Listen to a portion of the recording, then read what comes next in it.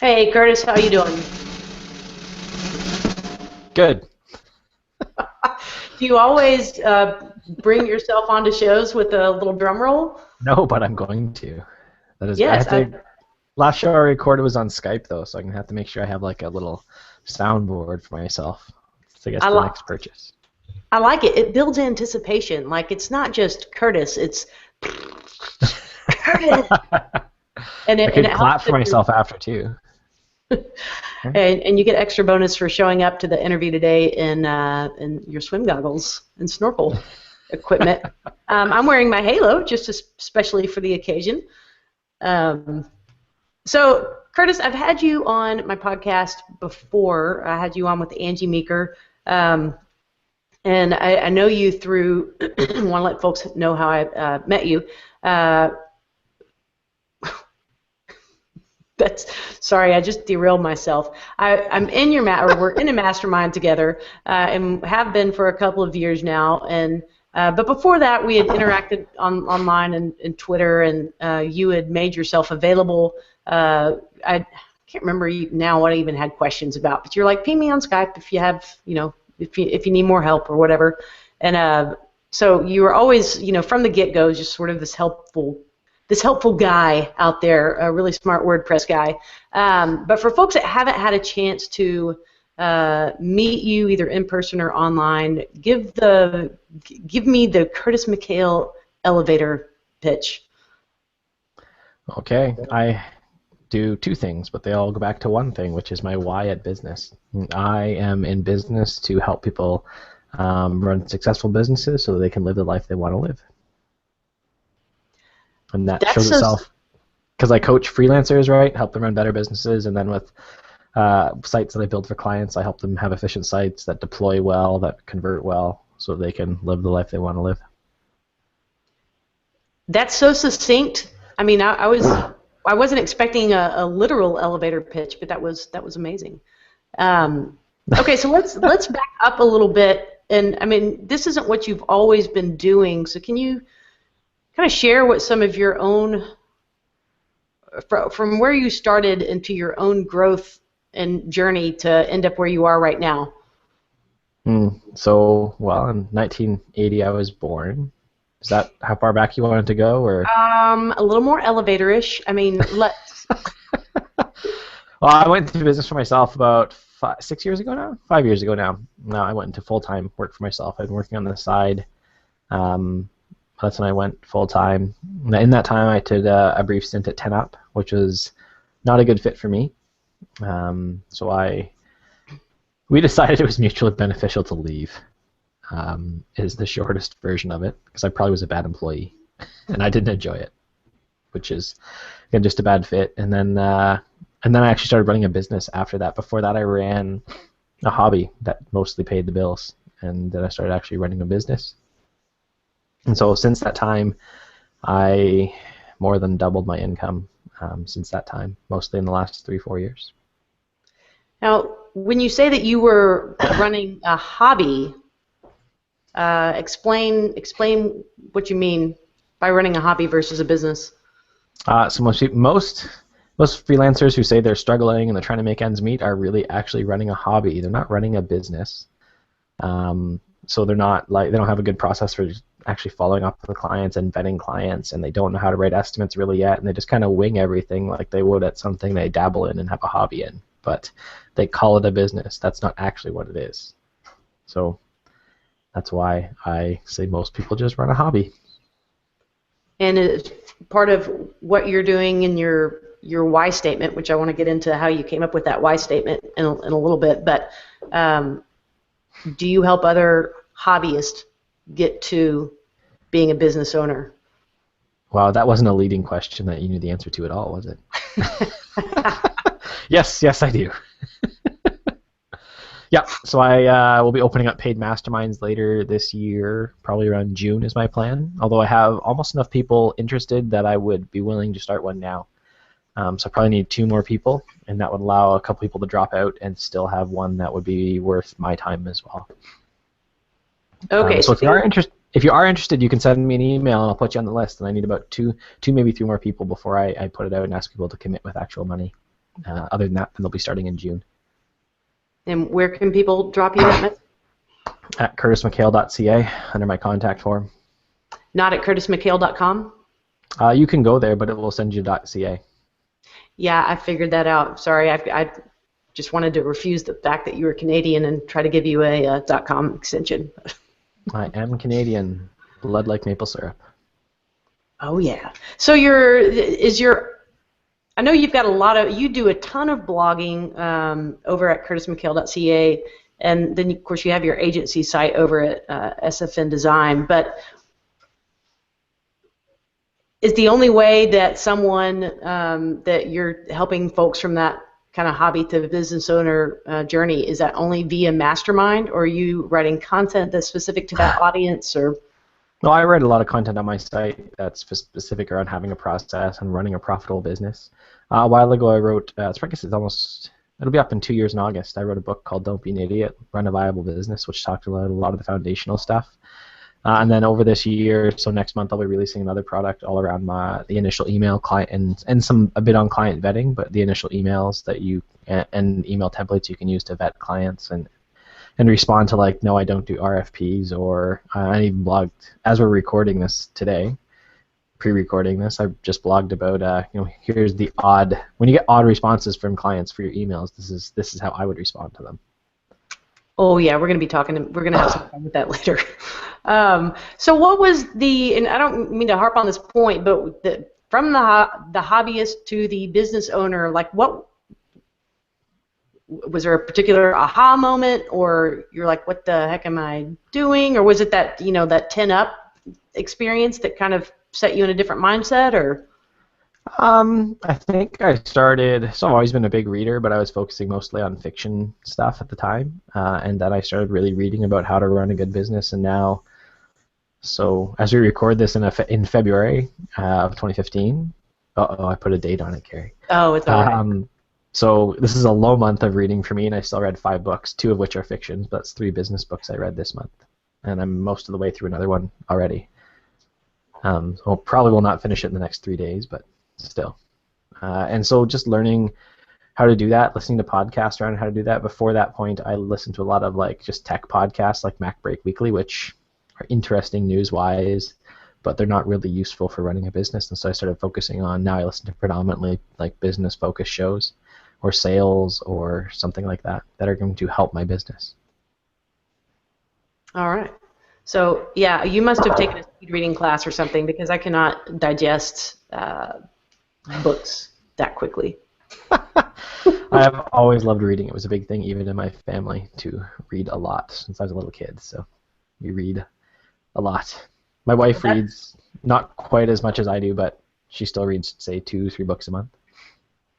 Well, I read that, but they're fiction books. I've not, yeah. Because I don't really want to be like winding down for the day, head on the pillow, and I pick up a copy of Book Yourself Solid. Let's work through some exercises. Yeah. So when I'm going to bed, I read fiction, right? I just finished Leviathan Awakes, and finished that yesterday, and I'm starting to read another one. And then, but when I get home after dinner, we read instead of doing anything else. We'll clean up the house, get the kids to bed, and then read. That's mainly what I use my iPad for, is reading only. Not playing Angry Birds? No. It's on there for my kids, but that's about it. Just checking.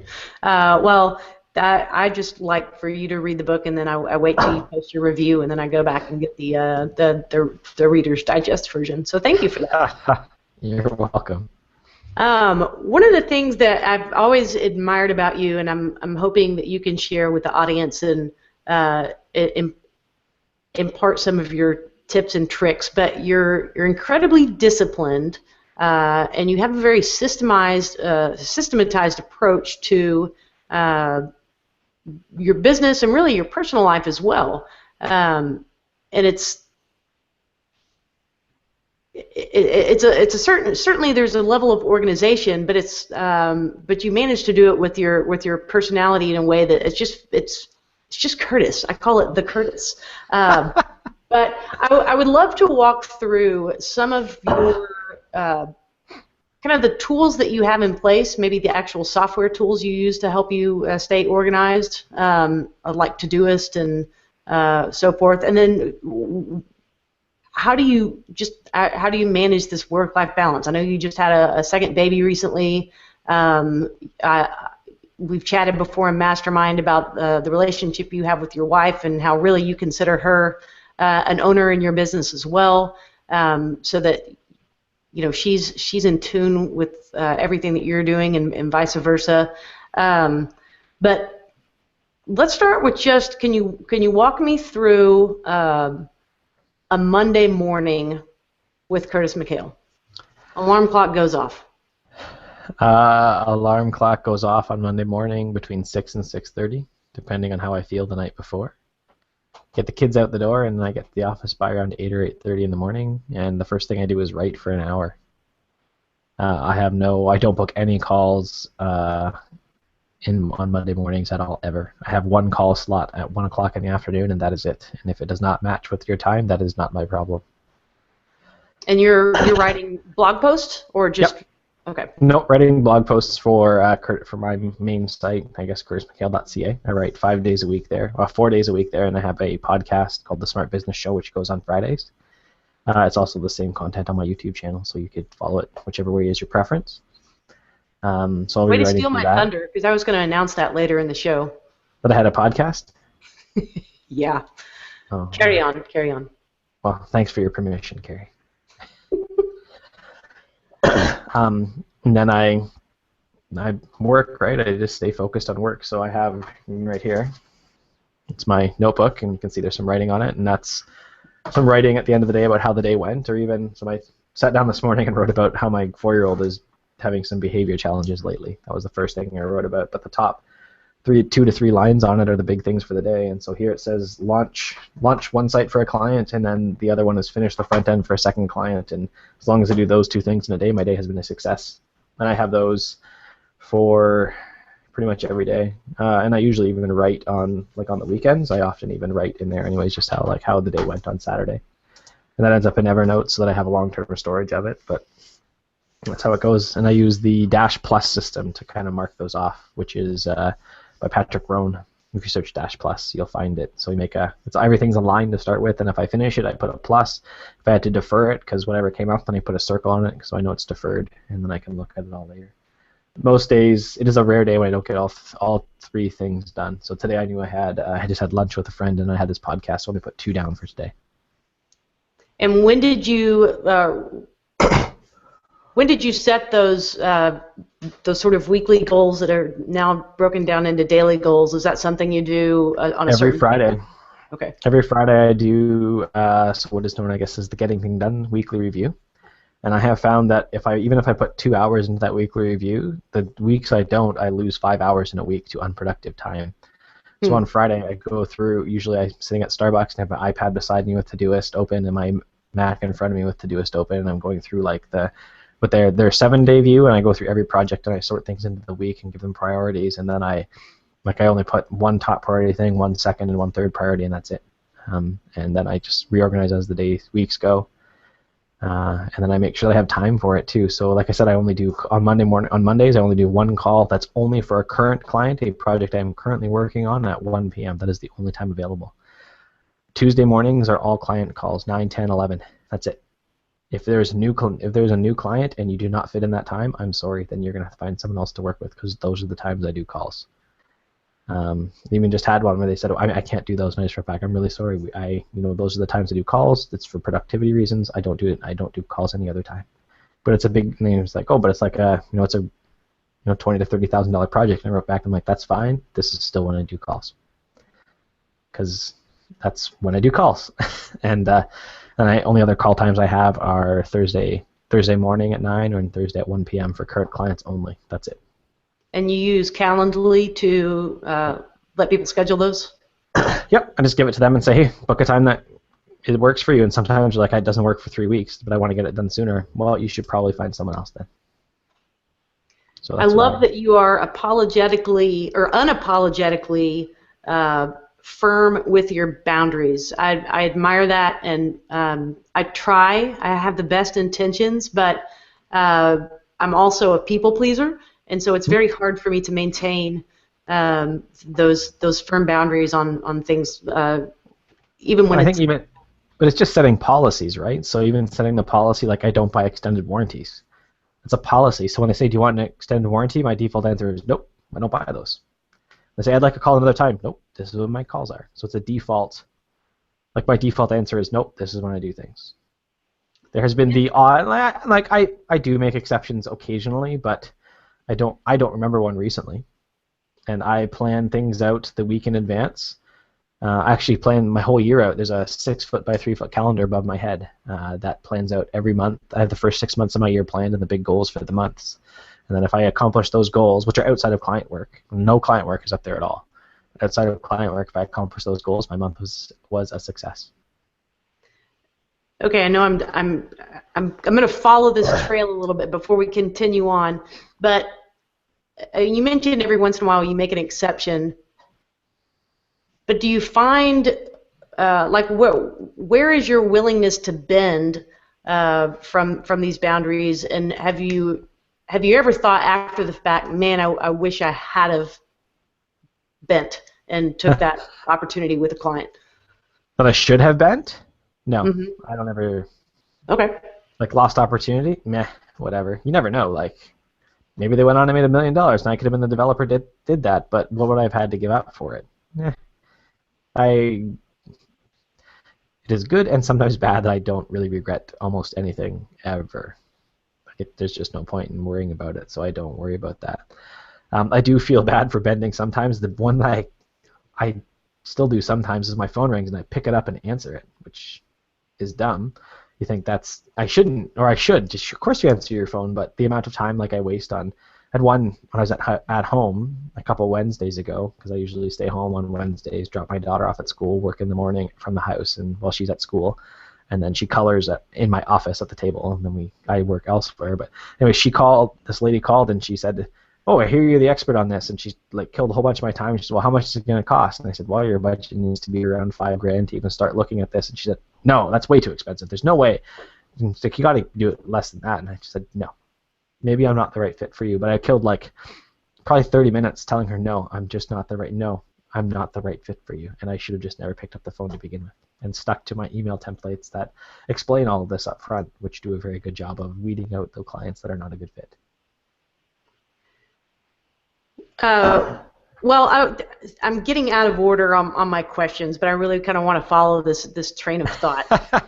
So you're huge on vetting clients, and as my own business has grown, I've seen this increasing need to vet clients as opposed to, as they say in the Book Yourself Solid, that set your red velvet rope policy and decide who's gonna get through it, because you can't be everything to everybody. That's just a fact.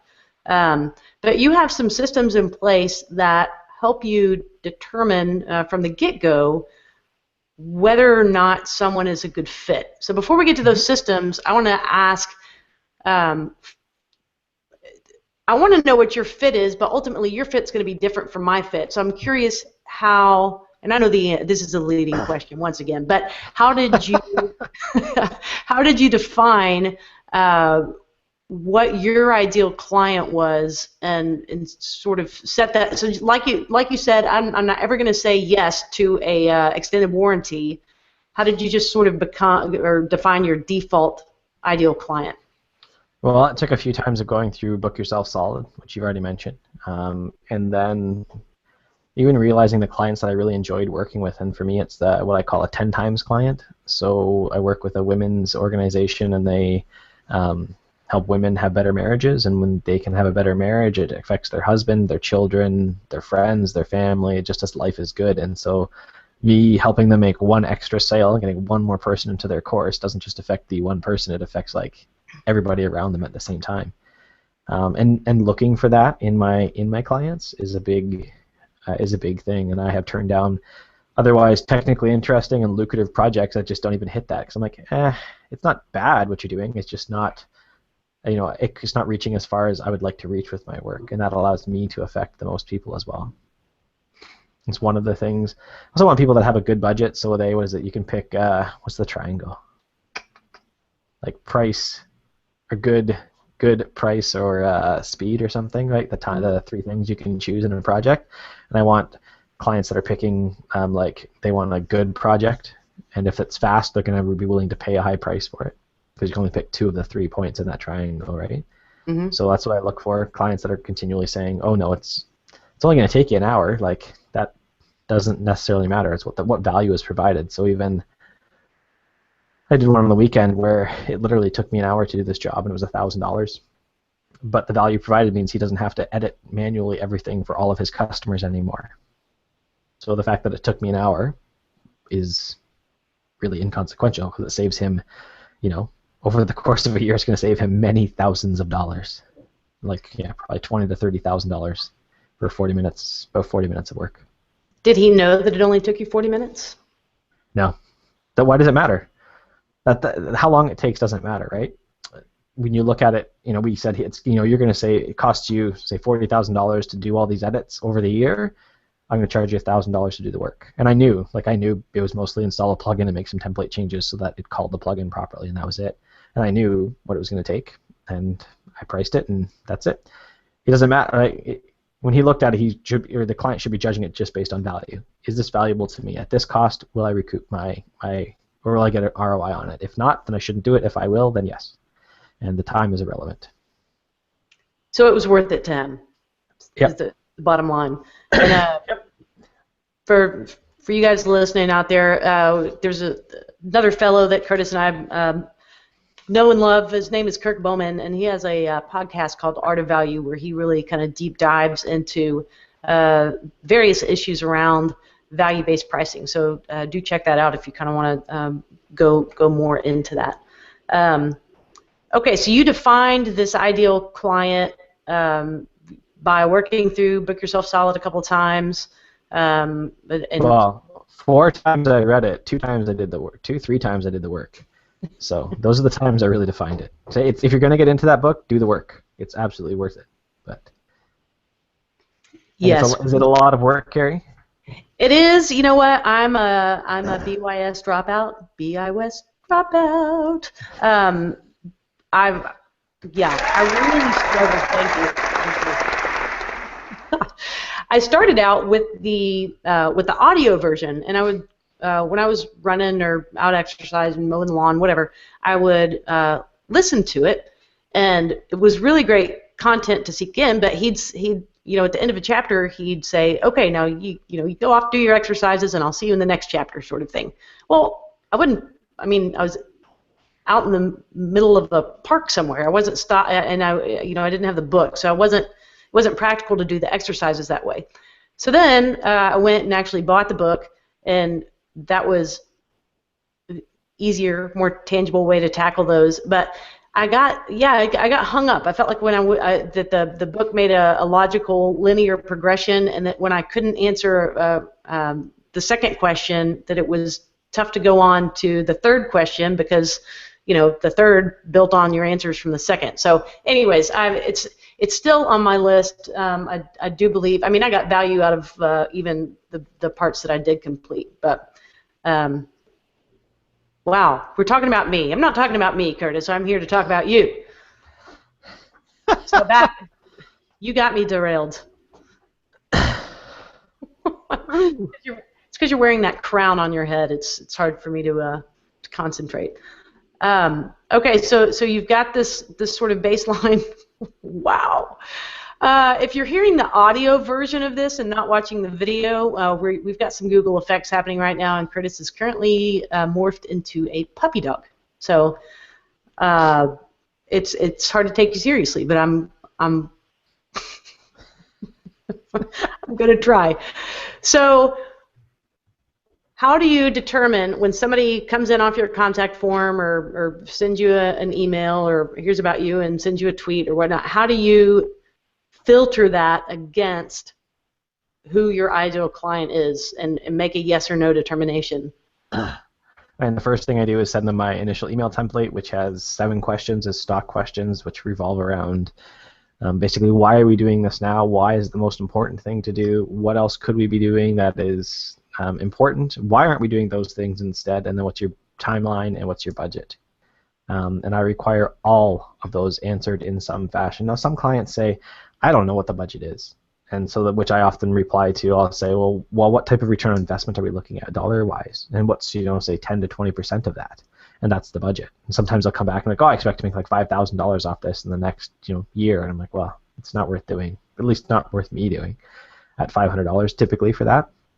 So then I just say you're not a good match. That's the initial thing, and I don't go.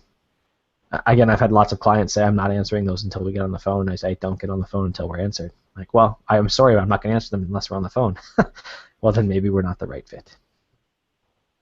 Right? That's just I say we are not the right fit. I'm sorry. So I've adopted some of your initial contact template items, and what I found is sometimes, and you addressed this in a post you wrote today, February 20, or whatever. Yes, thank you, the 26th, 2015. And that is what happens when people email you something that you're not expected, or that doesn't follow the dialogue that you're trying to create. So I've got my contact form. It's under current or continual revision, but the way I have it right now, I'm asking folks to declare what kind of services they're looking for, what kind of help they need, and then even specifically some sub-items within that, and then to email me about their project. And if they've answered if they've answered thoroughly, then I can respond to them with that email template with those questions, the 7 questions. But sometimes they give me a 2-sentence thing that says, "Hey, I'm working on a blah blah blah type website. I wanted to see if you can help me." And so if I answer back with that template, it's not really it doesn't fit the conversation. It's like I didn't read their email, and like, how would you deal with that? I'd use the exact same email template and try to get the same thing out of the same 7 questions. I just revise them. I just rewrite them a little different. So most of mine is just to fill in where I can stick in like, this is the feature you asked me about, so if someone said, hey, I just would like to do a website, I said, well, what type of return on investment are you expecting on the website? What is your timeline on this, finishing this? What else could you be doing for your business that might be a better option currently? Right? And if they can't answer a lot of these foundational questions, then they don't even know if it's a profitable project yet. Right, and that's what a business owner should be looking at. Is this really going to provide value for my business? If they haven't looked at these to say what type of return on investment am I looking for, then it's not a business project really. It's a hobby, and I give my wife a site, and it's a hobby, and that's fine. But that's not something that I can charge well for, or charge what I feel I'm worth for, anyways. I like your current outfit, by the way. Okay, so once somebody gets past that initial phase, or that initial checkpoint, is the next step hopping on a phone call, or is there some continued email dialogue, or? It depends on the answers I get. Sometimes they're really good and really detailed, and in fact, most often they are. So I regularly get, hey, that's the best email I've ever got from a contractor before. That was really good. Thank you very much for that. And here's my answers. And I get 5 paragraphs for each question. That's what I get often. In which case, it's usually enough to hop on the phone. But we'll see. There'll be a little bit of back and forth, maybe around 1 or 2 things to clear it up before the phone call, so that the phone call can be as productive as possible. And the entire goal of my first phone call is to make sure that we're a good fit. We'll get into some of the technical stuff, but it's a half-hour call. I time limit it, and it's to make sure that we can work together. And that's what I tell them. It's like, this call is not, it's not for me to be in there and to dive into the deep technical details. It's specifically there for me to make sure that we're a good fit. And if we are a good fit, then we can start moving into an estimate process. And move into a what kind of process? We can actually start moving into building a proposal for your project. Okay. So that'll be a second call sometimes. Sometimes we don't need to do that because there's enough information between our first call and between the email you sent. But sometimes there's a second, sometimes a third call where we go through some of the more detailed parts and get those out so that we can have a good scope on it. So when you send out your proposal, you've got you're not guessing. I mean, you've got a pretty solid idea on what the scope of the project is in terms of the Yeah, and delivery. we've talked numbers about, like, we both agreed. So I sent out one when I said, well, how much is it going to cost you to get all your people in Salesforce? And they're like, well, it's $60 a month. How many people are there? 500. Okay, so that's $25,000. So $25,000 per month. Like, so if we can do this project for like 50 grand, then you're just making money after the second month, really, right? Yes. Okay. So we've got a budget there then, right? We've got an idea of where we want to be. So we know that. And if I tell people, if you're not willing to talk budget with me, and I've had that on the phone, we don't disclose those numbers. And I literally just thought, I'm sorry, if you're not willing to disclose those numbers, then this conversation is a waste of both of our time. And really? What do you mean? Like, other people kept talking to us. I'm like, that's totally fine. They are welcome to do that. I'm not. So there's a few conversations I've shut down right at that point when I start talking to them. Well, what's your monthly revenue? What's this? And they say, oh, we don't disclose those numbers. Well, I'm sorry. Then you're going to have to, find someone else to work with. So you say no. You say no. Is that a curse word? Yes. It's not a curse word. Like, I wrote this. I actually wrote a blog post just a couple days ago. But Carrie's alluding to my manifesto, which you can get for free on my site at curtismchale.ca, which is called No is Not a Curse Word. Well, the fact is, you're never going to see these people again, right? And you're worried about helping them, and you're worried about pleasing them, but you're never going to see them again, ever. They're not your family. They're not your friends. They're typically not in town. Especially for me, like, there's cows in town and farmers, and that's where I live, in a little farm town. So saying, no, I'm sorry, I can't help you, we're not a good fit, that's not your problem if they can't find someone to help them. That's not your problem, that's their problem. Having a good understanding of what's your problem and what's not your problem is excellent. And actually, one of the best books I've read on that, 2 books, is called Boundaries, which is all about parenting. And then, what's the other one? Oh, I blanked on the other one right now. It's got an orange cover. And my friend Justin gave it to me as a gift, but I'm blanking on it. It's in that blog post I just talked about like, and the title is, it's not your problem if they can't find someone to help them. But it's, even if you read the first 50%, it's like saying, I'm sorry, that's not my problem. Right? When my daughter says, when I say, wear a jacket, and she says, no, fine. We get outside, I'm cold. That is not my problem. Right? How will you not be cold next time? What is your problem when she gets sick and then you've got to take time off work to take care of her? Well, we're reasonable, obviously, with our children, Carrie. I don't let her run outside if we're going to, like, let's go out to the park for 2 hours. I'm not taking a coat. No, she's like, we're going to Walmart. She's like, I'm not taking a coat. Okay, and we get halfway to Walmart walking, right, out of the car, and she's like, I'm cold, Daddy. Well, that's not my problem. It's raining. I'm wet. That's not my problem. Well, I think, so you can come across as abrasive, like not my problem, no, it's not a fit, what have you. But here's the thing I really appreciate about you. You do have very firm boundaries, and you are willing to say no, but not because you're a jackass. You actually you have those structures in place, and those enable you to be very generous with your time in other places. Like I mentioned, one of the first interactions I had with you was me asking a question on Twitter, and you giving me some information and inviting me to follow up on Skype. You didn't know me. You didn't owe me anything. You, quote unquote, were never going to see me again. So I just want to emphasize for folks that don't have the benefit of knowing more about you outside of this podcast episode, you say no to a lot of things so that you can say yes to the things that are really important to you. And those things actually are coming from a place of being very generous with your time and your knowledge. So there you go, Curtis McHale, not a jackass. You know what? Maybe I might write a manifesto. Well, that wouldn't really be a manifesto. It's not fitting. Saying that Curtis McHale is not a jackass, that'd be great. Okay, so let's search result for my name and everything, right?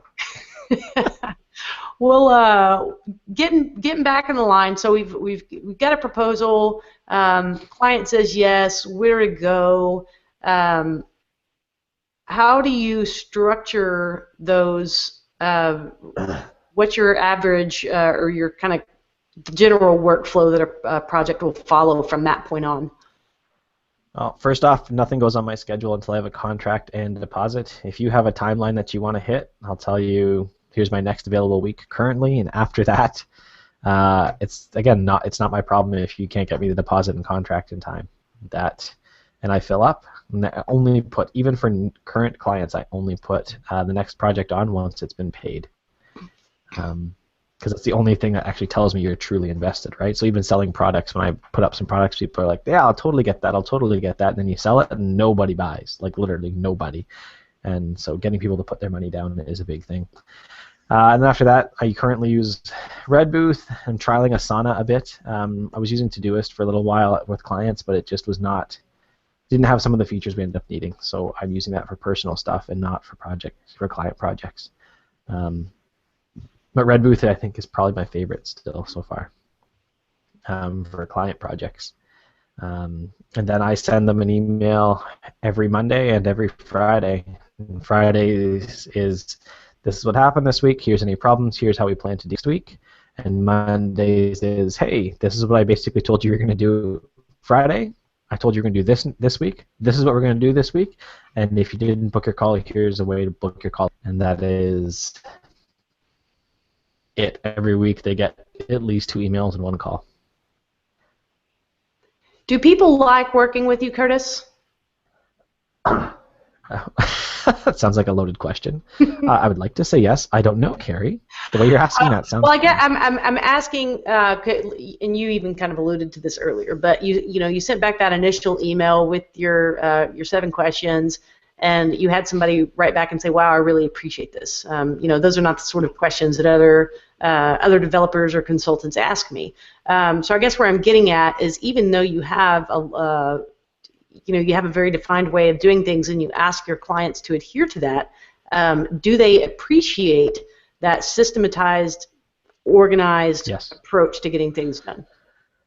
Yep, I've had a few clients, and one client around this time last year who pushed back on here's the only time I do calls, and he said, well, that's not, like, I want to do calls another time, and you should change it for me. And I wrote a long email to him and said, this is why I do it at this point, and actually cited some of the research around productivity that says, like, doing what I do, if I have a call at 2 o'clock in the afternoon, it means I don't have an afternoon of work.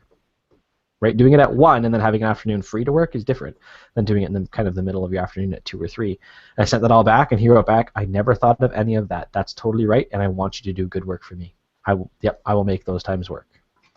And those are the type of clients I want to work with. There was actually, around this time last year, there's a lot of blog posts that came out of pushback from him and me writing him an email and then telling him about it, and then actually afterwards saying, I'm going to also blog similar content to this email. Are you okay with that? And he said, absolutely, this was really good information for me.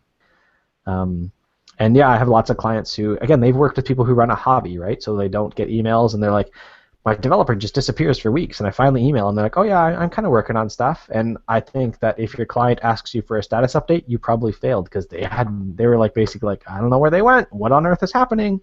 And so they emailed you finally after they've been wondering for days.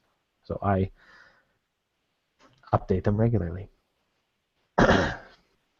All right. Do you like these leading questions? It's like we're in a trial, and I'm leading the witness, Your Honor. They're fine with me, Carrie.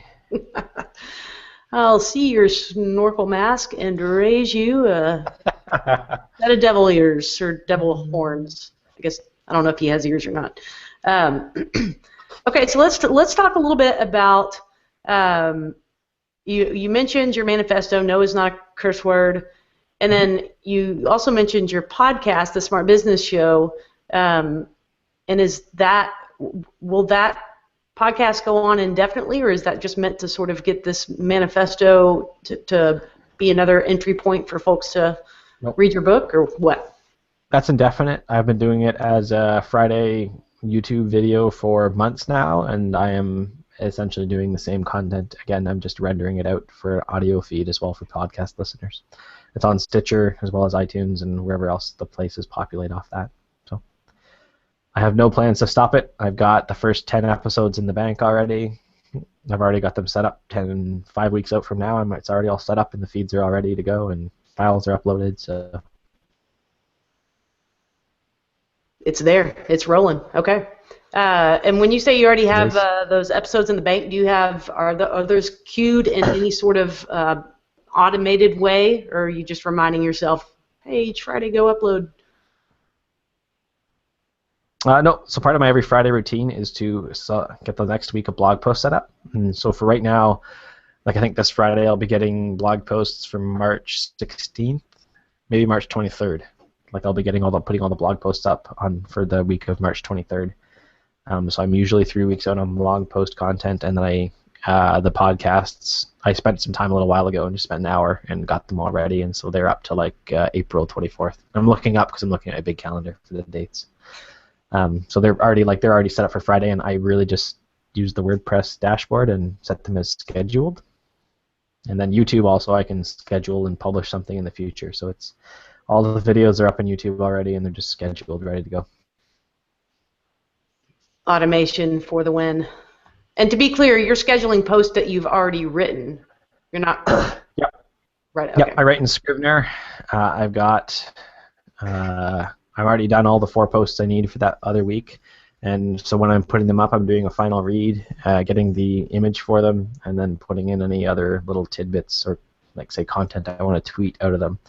And then my editor works on them probably next week, so she's about a week behind me, but that still gives us a whole week to rewrite. There's the occasional she writes back, she's like, this is terrible, is the short version of it, although she's much more gracious than that.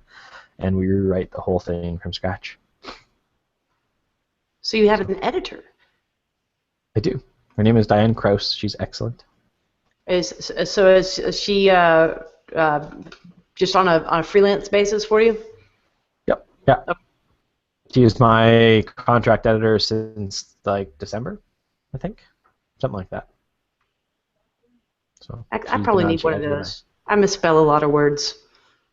And Travis Northcutt is always there to let me know when I've had one of my many. He does that to me. Travis Northcutt and my friend of mine, John Campbell. I'd write something, I'd be like, John's going to send me a Twitter DM soon.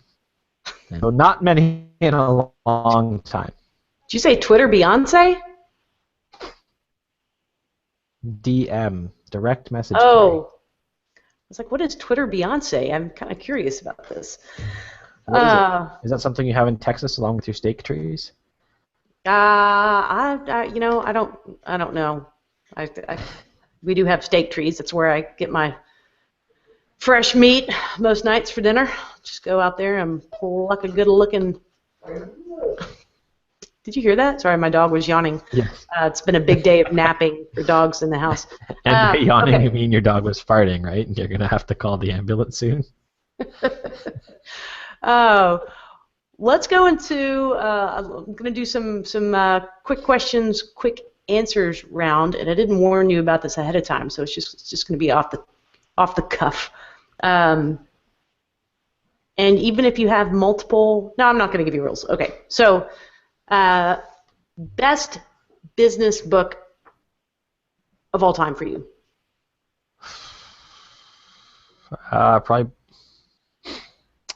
Book Yourself Solid. Although I think there's 3 you need to read if you're going to get started. The 3 to start with are The Price is Right by Chris Lemma, Book Yourself Solid, and EntreLeadership are the 3 kind of key things to read to get your pricing right, to figure out your ideal clients. EntreLeadership is a good big picture look at how to run a decent business. Excellent. What is currently queued up for your next podcast? Not your podcast, but your to listen to podcast. Hold on. I'll bring up Overcast right now and tell you. Woohoo! The Anatco Almanac currently has an hour and 32 minutes left. An hour and 32 minutes left. Okay. Yeah. After that is Art of Value by Kurt Bowman. I was just listening to that earlier today. What is the next bike ride that you have planned? Home. Oh, I meant not the next time you get on your bike, the next adventure That's ride. not what you asked though, Carrie. You said, what's the next bike ride you have planned? It's to ride home. Is that what you asked? It is technically. Don't make me renege on my word and call you a jackass for answering. I actually don't have a big ride plan this year. I'd like my next kind of big physical thing is I'd like to run 3 mountaintops in the area. Elk Mountain, Thurston. I've done Elk on Thurston. I did it in like hip deep snow in November, and then I'd like to run from there. I guess that's 4. Do Mercer and then Shiem. So I haven't done Mercer at all, but I've done Shiem, which is solely that hike. That'll probably be like, I don't know, like 27 or 30 kilometers or so, and it'll be like 10,000 meters of elevation or something like that. So like 3,000 feet of elevation in there. Thanks for translating for the non-metric people. Yeah, I have no idea what the 22 kilometers is a half marathon, if you want to know. So if I'm like 27, I'm a little farther than a half marathon. 42 is a marathon. So. There you have it. Who would you say go follow on Twitter if you want? Who are some like-minded individuals if people wanted to get more in tune with some Twitter folks? Probably Chris Lemma, and then Kirk Bowman. Okay, I apologize. There is a lot of tails going around the office right now. A lot of tail in your office, eh, Carrie? Dog tails. Dog tails. Wow. Okay, on that, I mean, I'm completely derailed. What's your favorite plugin? Migrate DB Pro. That is fantastic. And I'm just going to sidebar and say that Brad Tusnard and Delicious Brains, the company behind that wonderful plugin, is hiring. So, if you know anybody, any developers looking for a gig, check them out. Okay, Curtis, you did well. You passed all of my questions. None of them were too hard. Is there anything... Have we not talked about something that you would have liked to talk about today? No, not really. I think I'd mentioned that people can go to iThemes training, and I just did a webinar yesterday or Tuesday for them about why you run your business, and they have all the audio there. And I think that's good to figure out why you run business, because that helps you, why you do everything, because that helps you even shift business focus without feeling like you lost yourself in it. Excellent. And if people want to stay in touch with you or to learn more about your offerings for helping those hobbyists get to being a business owner, and not just for the sake of being a business owner, but to help them achieve what they're wanting to achieve in their business or in their life, where can they get in touch? You can probably just email Carrie and she can answer all your questions. Or my site is curtismchale.ca. And then I actually I have one call per week with a freelancer. That's a free 30-minute call if you'd like it. So you just have to reach out and ask, and that call is available typically. Although there's only one, so if it gets taken, it's taken. And if clients need it first, then clients get it. So I've just offered the link out, and if you can take the next available day. Sweet. So if somebody listening wants 30 minutes of your time with no strings attached, no cost, all they need to do is reach out and ask you, and you'll send them a calendar link where they can sign up if there is a spot for that week or for a future week. Yep.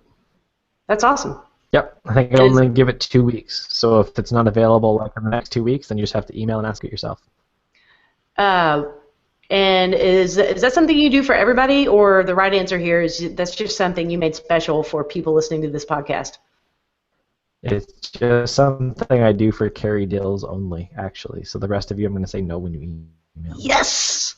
Yes. So when you go contact Curtis, be sure to mention that you heard him on this interview. Impersonate Carrie Dills. I appreciate your time, because I know that technically this time slot is outside of your. Oh wait, no, it is. We did start at one Pacific, so never mind. I did not have a current client call booked already. My current client had already booked the call, so I offered you the one extra time. So it is technically an hour I'm using, not a call hour usually. Well, I appreciate you going out of your way to. You're Carrie Dills. Say what? You're Carrie Dills, right? That's what they call me.